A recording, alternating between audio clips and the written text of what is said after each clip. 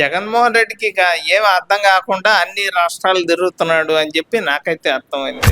అసలు నీకు నిలకడ లేదు కదా నీకు.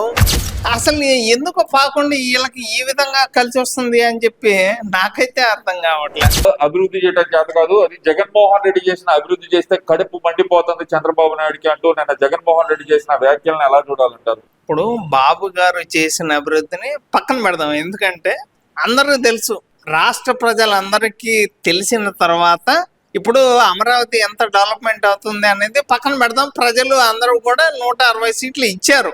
అది పక్కన పెడితే ఇక జగన్మోహన్ రెడ్డి చేసిన అభివృద్ధి గురించి చెప్పాలి అంటే షర్మిల గారు చెప్పాలా, లేదంటే మీ తండ్రి గారి ఆత్మ చెప్పాలా, లేకపోతే మీ పార్టీలో ఉన్న వైసీపీ కుక్కలు అని చెప్పి మాట్లాడుకునే వాళ్ళు చెప్పాలా? నేనేం అనలేదండి కుక్కలు అని చెప్పి. నేను అనాల్సిన అవసరం నాకు లేదు, వాళ్ళని తిట్టాల్సిన అవసరం కూడా నాకు లేదు. ఎందుకంటే వాళ్ళే కుక్కలు అని చెప్పి వాళ్ళే మాట్లాడుకున్నారు కదా. ఎగ్జాంపుల్ చెప్తాను, అంబటి రాంబాబు ఒకళ్ళు, పేరు నాని, వీళ్ళే డైరెక్ట్ గా మాట్లాడిన తర్వాత వాళ్ళ గురించి వాళ్ళ గొప్పలు వాళ్ళే చెప్పుకున్న తర్వాత వాళ్ళు చేసిన అభివృద్ధి ఏంటి అనేది తెలిసిన తర్వాత మరి నిజంగా ఇంత అభివృద్ధి చేస్తే కళ్ళు మూసుకొని తెరిస్తే అధికారంలోకి వస్తాను అని చెప్పి ఎందుకు మాట్లాడతారు చెప్పండి? అది నేను అడుగుతున్నా. ఏంటంటారు, ఆయన అంత అభివృద్ధి చేశారా మరి జగన్మోహన్ రెడ్డి గారు? ఆయన నిజంగా అభివృద్ధి చేసినట్లయితే తాడేపల్లి వయా బెంగళూరు వయా హైదరాబాద్ ఎందుకు ఇన్ని ప్లేసులు మారాల్సి వస్తుంది? మరి ప్లేసులు ఇయే కాదు, అమరావతి, కర్నూలు, వైజాగ్, మచిలీపట్నం, విజయవాడ, గుంటూరు. ఏంది మాటలు ఏంటి? అసలు నీకు నిలకడ లేదు కదా నీకు.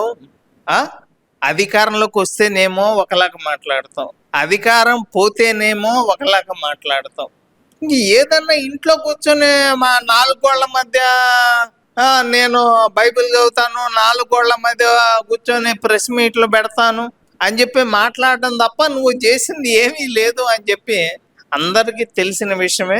ఇంకా నువ్వు దీని గురించి మాట్లాడుతూ ఉంటే నిజంగా జగన్మోహన్ రెడ్డికి పిచ్చెక్కింది అని చెప్పి వాళ్ళ పార్టీ వాళ్ళే, ఆ ప్రసాద్ వాళ్ళే మాట్లాడుతున్నారు కదా. ఇంకా అంతకన్నా చెప్పేది ఏం లేదండి. ఇంకా జగన్మోహన్ రెడ్డికి ఏం అర్థం కాకుండా అన్ని రాష్ట్రాలు తిరుగుతున్నాడు అని చెప్పి నాకైతే అర్థమైంది. ఇప్పుడు నేను చెప్పేదేనండి, నిన్నటి దాకా బెంగళూరు ఉన్నాడు, అది దేనికి రాజధాని? కర్ణాటక కదా. ఇప్పుడు హైదరాబాద్ దేనికి రాజధాని? తెలంగాణ కదా. మరి ఆంధ్రప్రదేశ్కి ఎందుకని? ఇప్పుడు చిన్న ఎగ్జాంపుల్ ఏంటంటే మచిలీపట్నం నుంచి విజయవాడ 70 కిలోమీటర్లు, విజయవాడ నుంచి గుంటూరు 40 కిలోమీటర్లు, మొత్తం కలిపితే 110 కిలోమీటర్లు అన్నాడు. 110 అంటే పక్కన సున్నం వచ్చింది అదేగా. ఎందుకని వీళ్ళకి ఇట్లా అన్నీ కలిసి వస్తున్నాయి నాకు అర్థం కావట్లా. ఢిల్లీలోనేమో వీళ్ళకి రూమ్ నెంబర్ ఇస్తేనేమో అక్కడ పాకుండా వస్తుంది. అదే విధంగా ఇప్పుడు ఎమ్మెల్యే సీట్లు కూడా పెంచుతున్నారు, అక్కడ పాకుండా వస్తుంది. 2, 6, 3. అలాగే ఎంపీ సీట్లు కూడా 38, 8 + 3 పాకుండా. అసలు ఎందుకు పాకుండా వీళ్ళకి ఈ విధంగా కలిసి వస్తుంది అని చెప్పి నాకైతే అర్థం కావట్లే.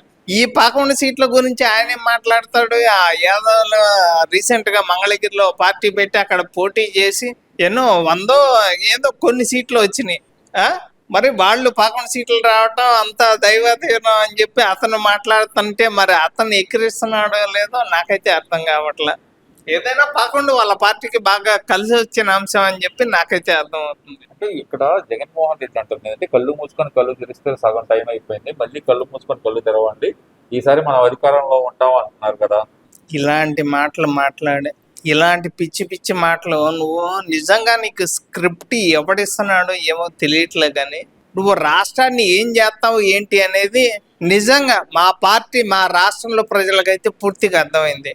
అధికారంలోకి వస్తే నేను కూల్చేస్తాను, కాల్చేస్తాను, గన్ను గొడ్డలి నాశనం చేయటం అని చెప్పి నీ సొంత చెల్లి చెప్పింది కదా.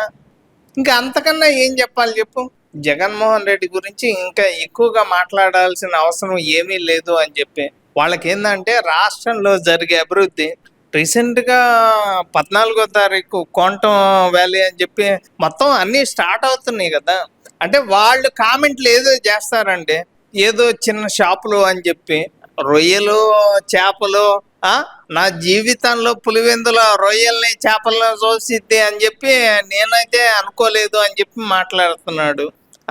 ఆ కోడిగుడ్లు మా ఐటీ మంత్రి కానీ వాళ్ళు చేసిన అభివృద్ధి ఏంటో తెలిసి రాష్ట్రంలో ఇంకా నేను చెప్తున్నా కదా, పక్క రాష్ట్రాలకు వెళ్ళి కూలి పని చేయాల్సిన అవసరం లేదు. పక్క రాష్ట్రాల కూలీల వాళ్ళే వచ్చి ఆంధ్రప్రదేశ్లో అమరావతిలో మీకు డైరెక్ట్ కావాలంటే చూపిస్తా. ఉద్యోగం చేయాలి అంటే అమరావతి, వ్యాపారం చేయాలి అంటే అమరావతి.